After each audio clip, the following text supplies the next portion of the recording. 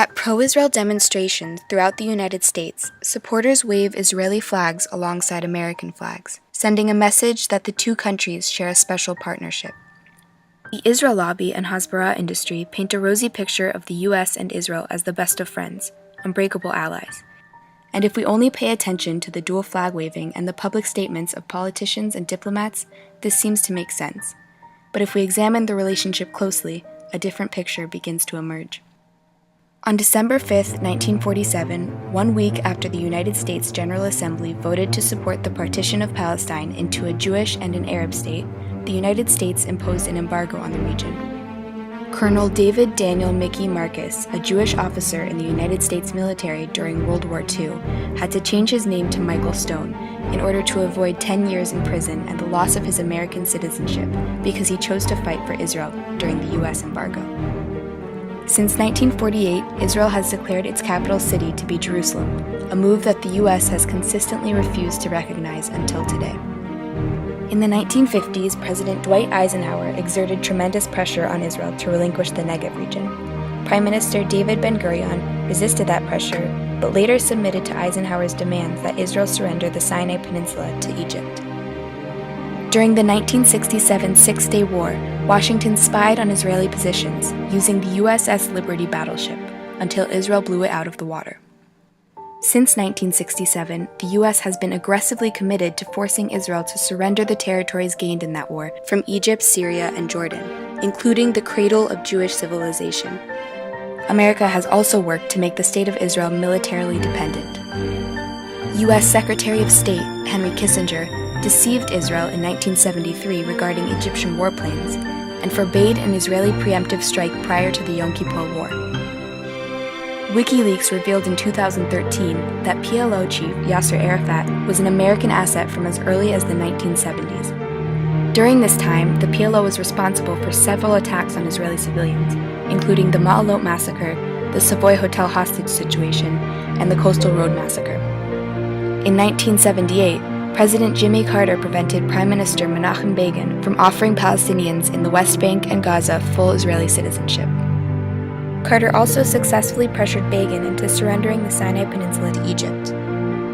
In the early 1980s, President Ronald Reagan prevented Israel from building its own stealth fighter jet, the Levi, so that Israel would remain dependent on American F-15s. In 1982, Reagan prevented Israel from crushing the PLO in Lebanon and secured the safe exit of American asset Yasser Arafat to Tunisia. By withholding information from Israel about plans by Syria, Libya, Iran, and Iraq to attack Israel with chemical weapons, the Reagan administration violated a 1983 Memorandum of Understanding between the countries by keeping vital security information from Israel. This led U.S. Navy intelligence analyst Jonathan Pollard to disobey his superiors and warn Israel of danger. After being arrested and persuaded to plead guilty in order to avoid a trial that would embarrass both governments, Pollard was sentenced to life in prison. Although Pollard remains in prison over 30 years later, his freedom is often used as leverage to influence major Israeli policies. Vice President George Bush collaborated with Yasser Arafat in 1987 to usurp control of Palestinian political unrest in order to strengthen the PLO and pressure Israel into negotiations and concessions.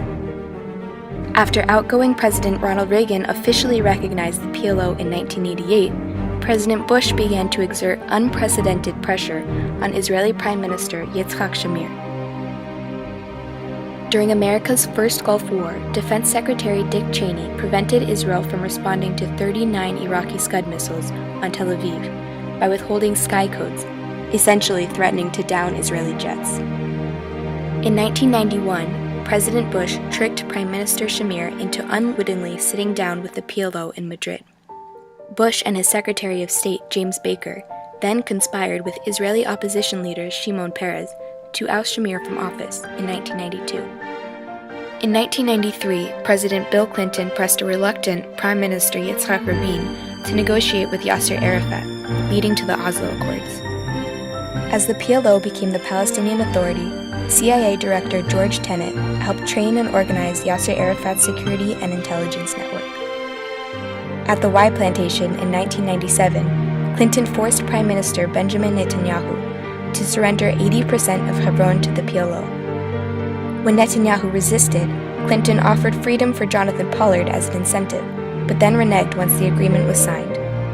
In 1999, Clinton dispatched political operatives James Carville, Stanley Greenberg, Robert Shrum, and Jim Gerstein to oust Netanyahu from office and replace him with the more pliable Ehud Barak. In 2003, President George W. Bush drafted the roadmap, calling on Israel to surrender its heartland to the PA, and created the Middle East Quartet to oversee its implementation. At Aqaba that year, Bush dictated to Prime Minister Ariel Sharon that Israel must fully withdraw from the Gaza region.